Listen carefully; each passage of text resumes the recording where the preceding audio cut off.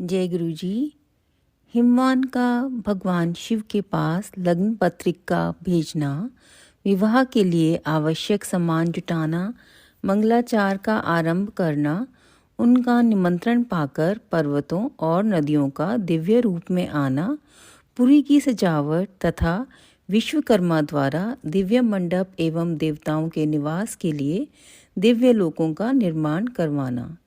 नारद जी ने पूछा, तात महाप्राज्ञ प्रभु, आप कृपा पूर्वक यह बताइए कि सप्तऋषियों के चले जाने पर हिमाचल ने क्या किया। ब्रह्मा जी ने कहा, मुनीश्वर, अरुंधति सहित उन सप्तऋषियों के चले जाने पर हिमवान ने जो कार्य किया वह तुम्हें बता रहा हूँ।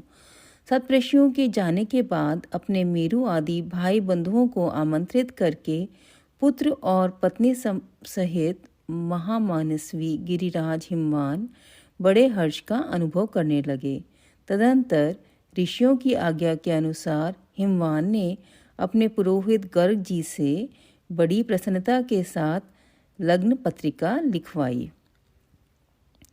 उस पत्रिका को उन्होंने भगवान शिव के पास भेजा। पर्वतराज के बहुत से आत्मीय जन प्रसन्न मन से नाना प्रकार की सामग्रियां लेकर वहां गए। कैलाश पर भगवान शिव के समीप पहुंचकर उन लोगों ने शिव को तिलक लगाया और वह लग्न पत्र उनके हाथ में दिया। वहां भगवान शिव ने उन सबका यथा योग्य विशेष सत्कार किया।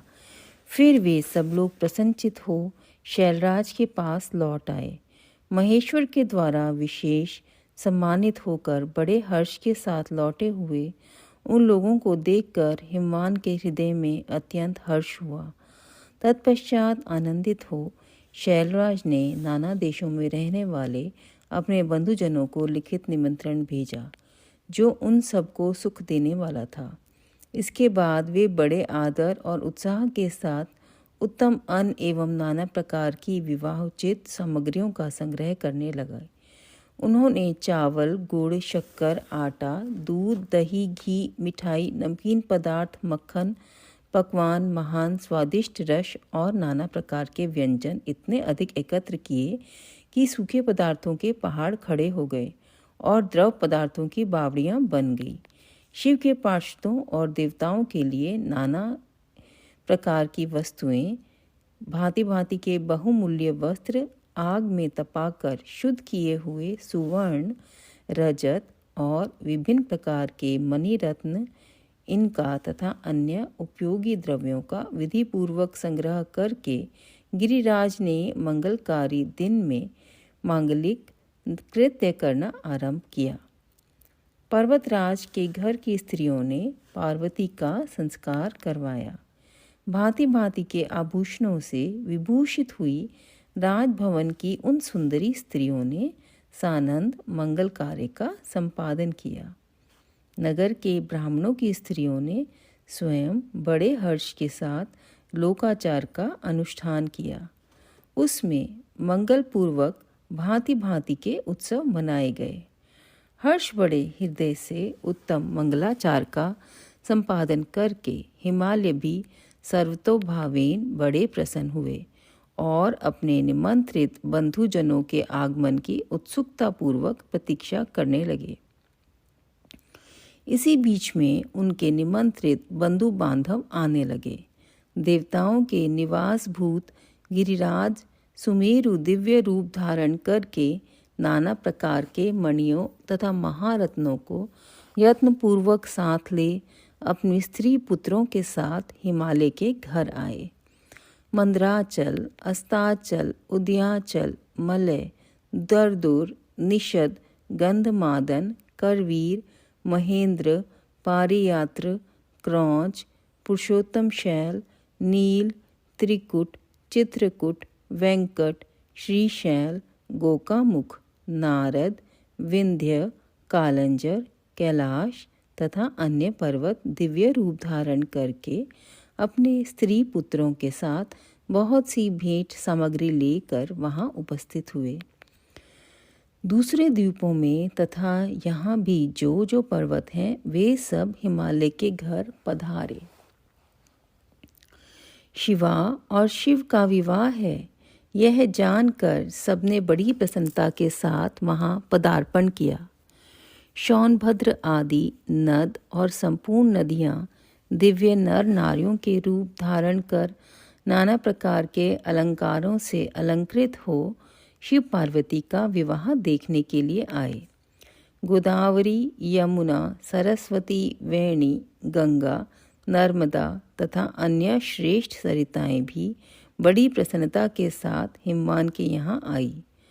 उन सब के आने से हिमालय की दिव्यपुरी सब ओर से भर गई, सब प्रकार की शोभाओं से संपन्न थी वो। वहाँ बड़े बड़े उत्सव हो रहे थे, ध्वजा पताकाएं फहरा रही थी, बंधनवारों से उसकी अधिक शोभा होती थी। चारों ओर चंदोवे तने होने से वहाँ सूर्य का दर्शन नहीं होता था। भांति भांति की नीली पीली आदि प्रभा उस पुरी की शोभा बढ़ाती थी। हिमालय ने भी बड़ी प्रसन्नता के साथ अपने यहाँ पधारे हुए सभी स्त्री पुरुषों का यथा योग्य आदर सत्कार किया और सबको अलग अलग सुंदर स्थानों में ठहराया। अनेका अनेक उपयुक्त सामग्री देकर सबको पूर्ण संतुष्ट किया। मुनिश्रेष्ठ तदंतर शैलराज हिमवान ने प्रसन्न हो महान उत्सव से परिपूर्ण अपने नगर को विचित्र रीति से सजाना आरंभ किया। सड़कों को झाड़ बुहार कर उन पर छिड़काव कराया, उन्हें बहुमूल्य साधनों से सुसज्जित एवं सुशोभित किया। प्रत्येक घर के दरवाजे पर केले आदि मंगलिक वृक्ष लगवाए और उन्हें मांगलिक द्रव्यों से संयुक्त किया। आंगन को केले के खंभों से सजाया। रेशम की डोरों में आम के पल्लव बांधकर बंधनवारें बनवाई और उन्हें उन खंभों के चारों ओर लगवा दिया। मालती के फूलों की मालाएं उस आंगन के सब ओर लटका दी गई। सुंदर तोरणों से वह आंगन का भाग अत्यंत प्रकाशमान जान पड़ता था। चारों दिशाओं में मंगल सूचक शुभ द्रव्य रखे गए थे, जो उस प्रांगण की शोभा बढ़ा रहे थे। इस प्रकार अत्यंत प्रसन्नता से भरे हुए गिरिराज हिमवान ने महान प्रभावशाली गर्ग मुनि को आगे करके अपने पुत्री के लिए प्रस्तुत करने योग्य सारा उत्तम मंगल कार्य संपन्न किया। उन्होंने विश्वकर्मा को बुलाकर आदर पूर्वक एक मंडप बनवाया, जिसका विस्तार बहुत अधिक था। वेदी आदि के कारण वह मंडप बहुत मनोहर जान पड़ता था। देव ऋषि वह मंडप कई योजन विस्तृत था। अनेक शुभ लक्षणों से युक्त तथा नाना प्रकार के आश्चर्यों से परिपूर्ण था। वहाँ स्थावर और जंगम सभी वस्तुएं कृत्रिम बनी थी, परंतु असली वस्तुओं के समान प्रतीत होता था। उनसे उस मंडप की मनोहरता बढ़ गई। वहाँ सब और ऐसी अद्भुत वस्तुएं थीं जो उस मंडप का सर्वस्व जान पड़ती थी। नाना प्रकार की निराली वस्तुओं का चमत्कार वहाँ छा रहा था। वहाँ की स्थावर वस्तुओं से जंगम और जंगम वस्तुओं से स्थावर पराजित हो रहे थे, अर्थात वे एक दूसरे से बढ़कर शोभाशाली और चमत्कारपूर्ण दिखाई देते थे। उस मंडप की स्थल भूमि जल से पराजित हो रही थी, अर्थात चतुर से चतुर मनुष्य भी यह नहीं जान पाते थे कि इसमें कहाँ जल है और कहाँ स्थल। कहीं कृत्रिम सिंह बने थे और कहीं सारसों की पंक्तियाँ, कहीं बनावटी मोर थे जो अपनी सुंदरता से मन को मोह लेते थे, कहीं कृत्रिम स्त्रियां थीं जो पुरुषों के साथ नृत्य करती हुई देखी जाती थी। वे कृत्रिम होने पर भी सब लोगों की ओर देखती और उनमें मन को मोह डाल देती थी। इसी विधि से मनोहर द्वारपाल बने थे, जो स्थावर होने पर भी जंगमों के समान जान पड़ते थे। वे अपने हाथों से धनुष उठाकर उन्हें खींचते देखे जाते थे। द्वार पर कृत्रिम महालक्ष्मी खड़ी थी, जिनकी रचना अद्भुत थी। वह समस्त शुभ लक्षणों से संयुक्त दिखाई देती थी।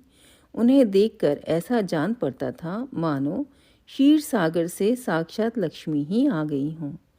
उस मंडप में स्थान स्थान पर सजे सजाए कृत्रिम हाथी खड़े किए जाते थे, जो असली हाथियों के समान ही प्रतीत होते थे।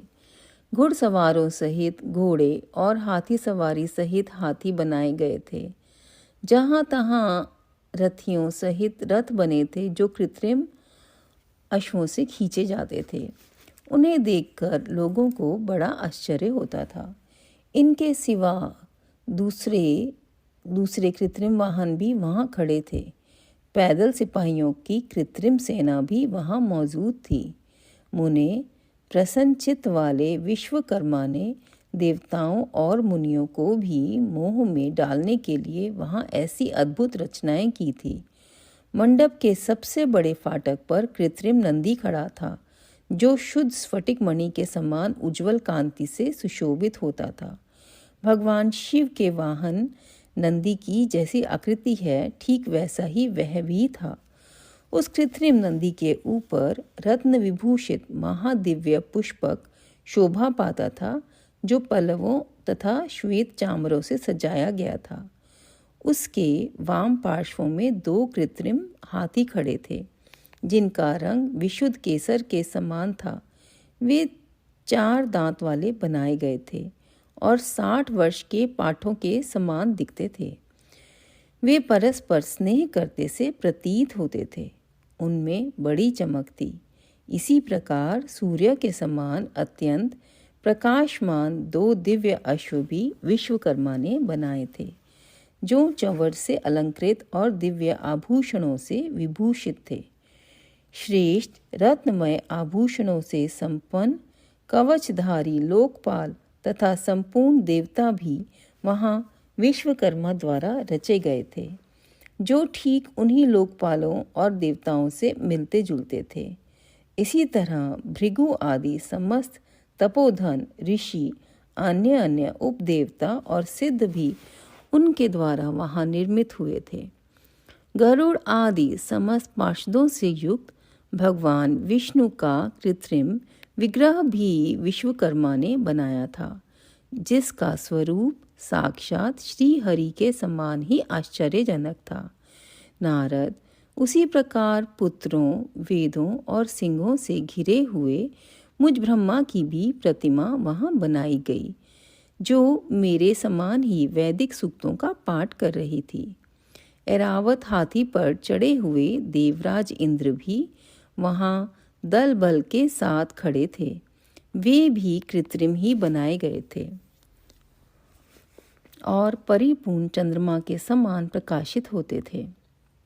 देव ऋषि बहुत कहने से क्या लाभ, हिमाचल से प्रेरित हुए विश्वकर्मा ने वहाँ शीघ्र ही संपूर्ण देव समाज के कृत्रिम विग्रहों का निर्माण कर लिया था। इस प्रकार उन्होंने दिव्य मंडप की रचना की थी। वह मंडप अनेक आश्चर्यों से युक्त, महान तथा देवताओं को भी मोह लेने वाला था। तदंतर गिरिराज हिमवान की आज्ञा से परम बुद्धिमान विश्वकर्मा ने देवता आदि के निवास के लिए उनके कृत्रिम लोकों का भी यत्नपूर्वक निर्माण किया। उन्हीं लोकों में उन्होंने उन देवताओं के लिए अत्यंत तेजस्वी, परम अद्भुत और सुखदायक बड़े बड़े दिव्य मंचों की रचना की। इसी तरह उन्होंने मुझ स्वयंभू ब्रह्मा के निवास के लिए क्षण भर में अद्भुत सत्यलोक की रचना कर डाली, जो उत्तम दीप्ति से उद्दीप्त हो रहा था। साथ ही भगवान विष्णु के लिए क्षण भर में दूसरे दिव्य वैकुंठ धाम का निर्माण कर दिया, जो परम उज्ज्वल तथा नाना प्रकार के आश्चर्यों से परिपूर्ण था। इसी तरह विश्वकर्मा ने देवराज इंद्र के लिए भी दिव्य, अद्भुत, उत्तम एवं समस्त ऐश्वर्यों से संपन्न ग्रह की रचना की।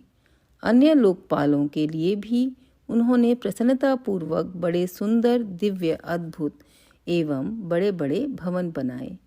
फिर क्रमशः समस्त देवताओं के लिए भी उन्होंने क्रमशः विचित्र ग्रहों का निर्माण किया। परम बुद्धिमान विश्वकर्मा को भगवान शंकर का महान वर प्राप्त था। इसीलिए उन्होंने शिव के संतोष के लिए क्षण भर में इन सब वस्तुओं की रचना कर डाली। तदंतर उसी प्रकार भगवान शंकर के लिए भी उन्होंने एक शोभाशाली ग्रह का निर्माण किया, जो शिव के चिन्ह से युक्त तथा शिवलोकवर्ती दिव्य भवन के समान ही अनुपम था। श्रेष्ठ देवताओं ने उसकी भूरी भूरी प्रशंसा की थी। वह परम उज्ज्वल महान प्रभापुंज से उद्भासित उत्तम और अद्भुत था। विश्वकर्मा ने भगवान शिव की प्रसन्नता के लिए वहाँ ऐसी अद्भुत रचना की थी जो परम उज्ज्वल होने के साथ ही साक्षात महादेव जी को भी आश्चर्य में डालने वाली थी। इस प्रकार यह सारा लौकिक व्यवहार करके हिमाचल बड़ी प्रसन्नता के साथ भगवान शंभु के शुभागमन की प्रतीक्षा करने लगे। देव ऋषि, हिमालय का यह सारा आनंददायक वृतांत मैंने तुमसे कह सुनाया। अब और क्या सुनना चाहते हो? अध्याय 37 से 38।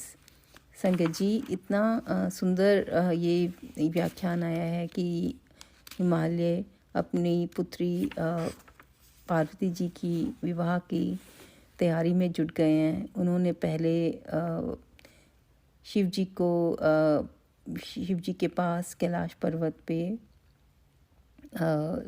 लगन पत्रिका भिजवाई, उन्हें तिलक किया और उसके बाद अपना नगर को अलग अलग तरह से सजाना आरंभ किया। ये आप ज़रूर अब हर रोज़ हम लोग ये पढ़ते जाएंगे और शिवरात्रि की तैयारी होती जाएगी। मंगलाचार का आरंभ हो गया है और पर्वत और नदियाँ आज आ गई हैं दिव्य रूप में। विश्वकर्मा द्वारा दिव्य मंडप की तैयारी शुरू हो गई है, दिव्य लोक बनने शुरू हो गए हैं। आप सब भी अपने मन के अंदर प्रसन्नता लेकर आइए और शिवरात्रि के आगमन की तैयारी कीजिए। शुक्राना गुरुजी। जय गुरुजी। ओम नमः शिवाय। शिवजी सदा सहाय। ओम नमः शिवाय। गुरुजी सदा सहाय।